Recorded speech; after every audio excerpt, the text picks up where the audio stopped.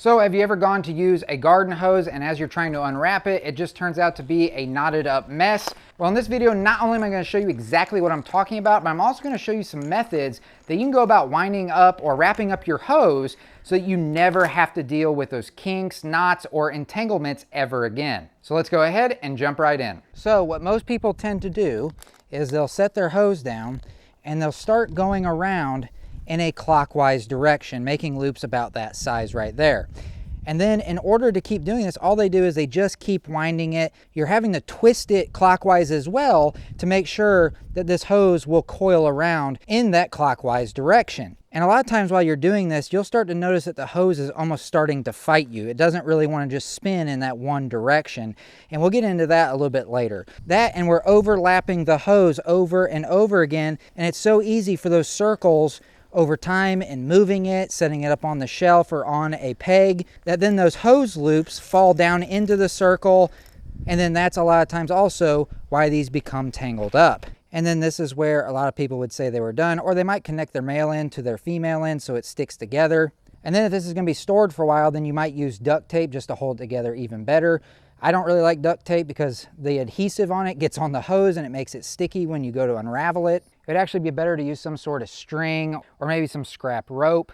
I personally prefer to use these to hold my hoses together, but I'll talk about this a little bit later. But I'm just going to pull this out now so you can see that doing it this way can absolutely be the cause of the issues in getting this all tangled up. So if I just start pulling on it, trying to pull it out away, I'm already getting a knotted mess.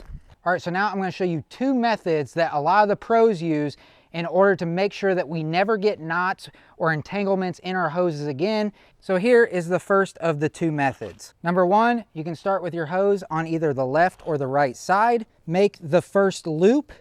Then when you come to the middle, that's when then we'll go the other direction. Make a loop. Then we'll go back to the first loop. And then we're just going to alternate between the two loops, which one we're going around the circle in. We're basically making a figure 8 here out of the hose. And this is what a lot of your pro pressure washing companies, this is the way that they wrap their hoses up, along with the method that I'll show you after this one. But this one is just so fast and so easy to do. So I'm getting here to the end of my hose. So I'll just set that down as though I'm continuing my figure 8. Now, if I just pick these up like this, then I run the risk of some of these loops coming undone or them getting mixed up. So at this point, it's very important to use something to hold these all together. The products that I really like to use that are made by Wrap-It. These are Velcro straps that you just pull apart. And then we're gonna put one on one of the loops over here. We wanna make sure it's on there nice and tight. All right, so we got one on. Now I wanna take a second one and do the exact same thing on the other loop, like so. And so now at this point, I got both my loops, I got them both wrapped up. In this case, you could also then put them together, so now they just make one giant loop and then hang this up somewhere. But then if we want to go ahead and undo this, let me show you how well this unwinds now. So now that we're ready to unwind, I just take the straps off of each of the hoses. And then I just start pulling on the hose, gradually pulling the hose out. And every once in a while, it might get caught up a little bit, but it will work itself out. And so there you go. As you saw, there were no issues whatsoever in the hose getting tangled up. Every once in a while, it got caught just a little bit, but it worked itself out. That'll be the case every single time. But this is just one of the two ways that us pros use in order to wrap up our hoses so that we don't get any kinks. The next one I think works even better and is definitely my favorite way of doing it. All right, so for this next method, which I think is probably the best way to go, I'm going to use this 50-foot pressure hose. And the reason I'm going to use this hose first is it's just a little bit easier to handle. And what I'm about to show you can get a little bit complicated. So in order to better demonstrate it, I can hold this up like this a little bit easier so you can see a little bit better. And we're just going to go ahead and make our first loop. We're just going to make it an over loop like pretty much everybody knows to do. And this is where a lot of people then, they would just keep making the loops over and over and over again. But what makes this technique so effective is that it's not going over and over and over again. So we've already got one loop that was over. For the next one, what we want to do is instead of going over with it, I want to reach underneath of it like so. And as I'm coming up, I'm going to twist that hose also to the right, but you see how the hose is going under instead of over. It's going underneath of that initial loop. So now we've got one that was over, then under. The next one, really easy. We're just gonna go and put it over like we normally would. And if you don't wanna reach underneath, a lot of people, this is not what they typically do. They will just reach over like you normally would, and then they just twist the hose counterclockwise, and then it makes that loop like so. You see that, how it's going underneath of it? And we'll just repeat this until we get to the end of the hose. All right, so as you can see, we've got some nice tight loops here. This is where then I would take my Velcro wrap-it strap and put it around this to hold it in place.